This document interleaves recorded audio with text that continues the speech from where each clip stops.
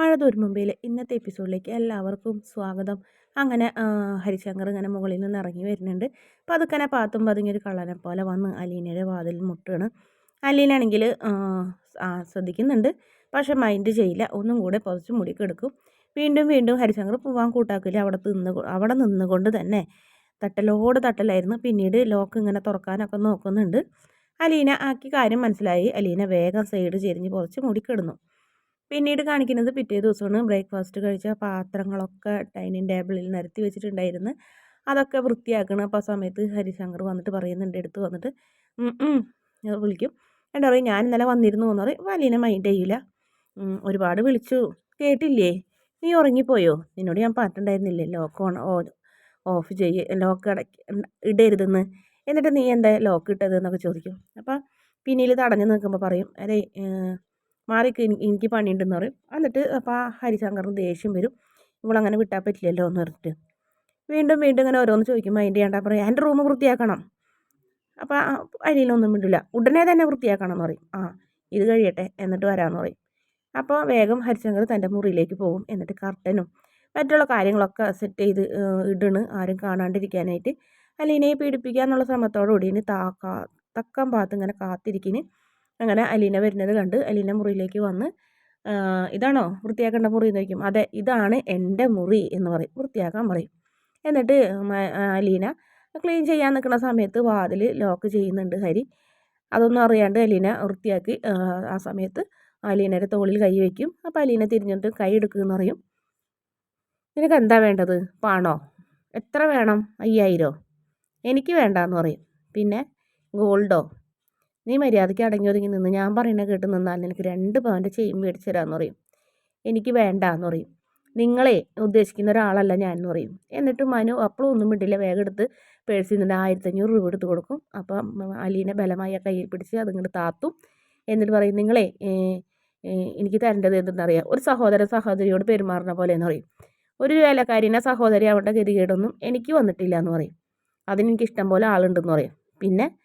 പിന്നെ അങ്ങനെയാണെങ്കിൽ നിങ്ങളൊരു കാര്യം ചെയ്യണം, ആ മനു ചേട്ടൻ്റെ സഹോദരനല്ലേ നിങ്ങൾ, അദ്ദേഹം എത്ര നല്ലവനാണ്, എത്ര സ്നേഹമാണ് മറ്റുള്ളവരോട് റെസ്പെക്റ്റ് ചെയ്യുന്നത്, എന്നോടൊക്കെ എന്ത് ബഹുമാനത്തോടെയാണ് സംസാരിച്ചത്, അതുപോലെ നിങ്ങൾക്ക് ചെയ്യാൻ കഴിയില്ലേ എന്ന് ചോദിക്കും.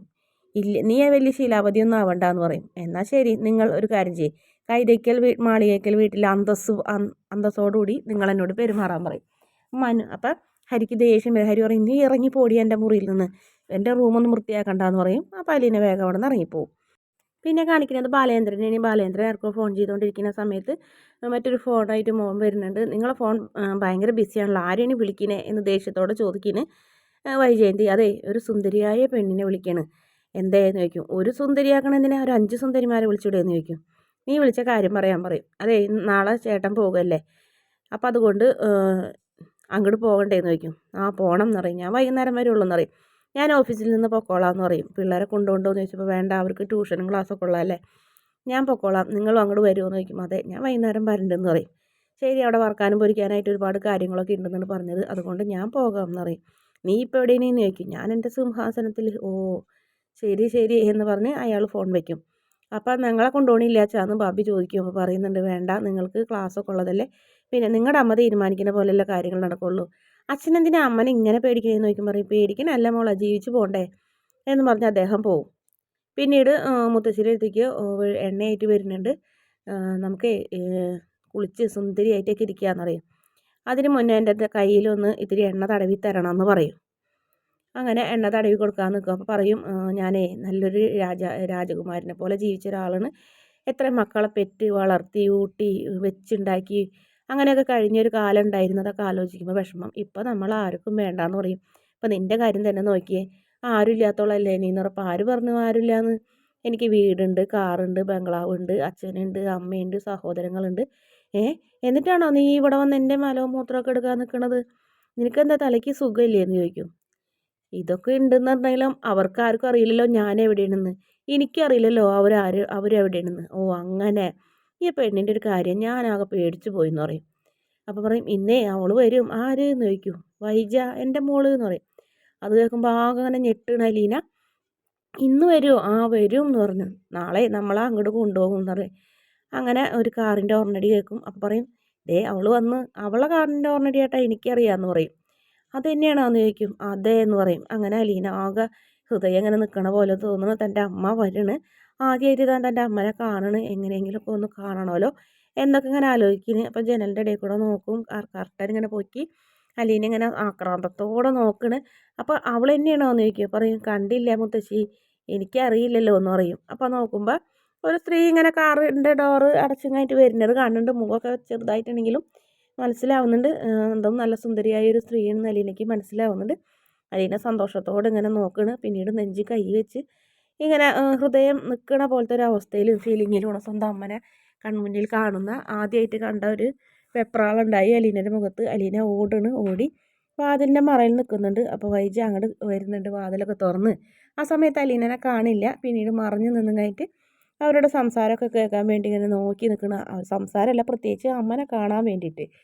അപ്പോൾ ആ സമയത്ത് ആങ്ങളെ രത്തിക്ക് വരുന്നുണ്ട്. അപ്പോൾ നീ എപ്പോൾ വന്നു? അതേ വന്നോളൂ.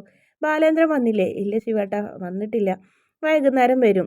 കമലടുത്ത് എന്തേ? അവളെനിക്ക് പോണേന് വറക്കലും പൊരിക്കലും മറ്റുള്ള കാര്യങ്ങളൊക്കെ എന്ന് പറയും. അങ്ങനെ കമലനെ വിളിക്കിന്. കമല എന്താണെന്ന് ചോദിക്കും. ഒരു കോഴിയൊക്കെ ആയിട്ട് കമല വരും. വൈജനെ കാണുമ്പോൾ നീ വന്നോന്ന് പറയും. ദേ വൈജ വന്നിട്ടുണ്ടെന്ന് പറയും. ചേച്ചി എന്നിട്ടാ പൊരിക്കലും വറക്കലൊക്കെ എന്ന് പറഞ്ഞാൽ ശിവേട്ടനെ കൊണ്ടുപോകാൻ എനിക്കും തരണോട്ടാ പോകുമ്പോൾ എന്ന് പറയും. അപ്പോൾ എന്നറിയും, വലിയ പുഞ്ചിരിയൊന്നും ഇല്ലാണ്ട്. അതൊക്കെ കേട്ടോണ്ട് ഇങ്ങനെ നിൽക്കണ്. അപ്പോൾ അവിടേക്ക് ഹരി വരുന്നുണ്ട്. ആയി ആൻറ്റി എന്ന് പറയും.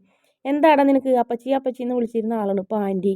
കാലം പോയില്ലേ കമലേച്ചി, അവൾ തന്നെ ആൻറ്റി എന്ന് വിളിക്കുന്നതന്നെയാണ് എനിക്കിഷ്ടം എന്ന് പറഞ്ഞു. ഗുഡ് ഗേൾ എന്നൊക്കെ പറഞ്ഞ് അമ്മ ആൻറ്റീൻ്റെ തലയിലൊക്കെ തൊട്ട് രണ്ടുപേരും കൂടെ സ്നേഹപ്രകടനമൊക്കെ കാണിക്കണൊക്കെ ഇങ്ങനെ നിൽക്കുന്നുണ്ട് കാണിക്കണേ. എന്തായി വറക്കലും പൊരിക്കലും എന്നൊക്കെ ചോദിക്കുമ്പോൾ എന്താവാൻ, ഞാൻ ഒറ്റയ്ക്ക് ഒരാൾ കിടന്ന് ചെയ്യണ്ടേ? അപ്പോൾ പുതിയൊരു ജോലിക്കാരനെ കിട്ടിയിട്ട് എന്താ കാര്യം? അവൾ എന്നെ എന്തെങ്കിലും ഒന്ന് സഹായിക്കാൻ വരുമ്പോഴത്തേനും അപ്പം വിളി വരും അമ്മ, അലീന മോളേ എന്ന് ചോദിക്കും. അലീന എന്നാണ് അവളുടെ പേര് എന്നിങ്ങായിട്ട് ഇങ്ങനെ ചോദിക്കുന്നുണ്ട് വൈജയന്തി.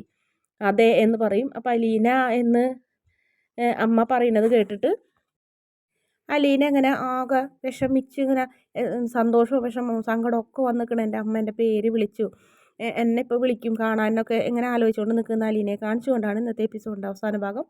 വീഡിയോ ഇഷ്ടപ്പെടുകയാണെങ്കിൽ ചാനലൊന്ന് സബ്സ്ക്രൈബ് ചെയ്യണേ.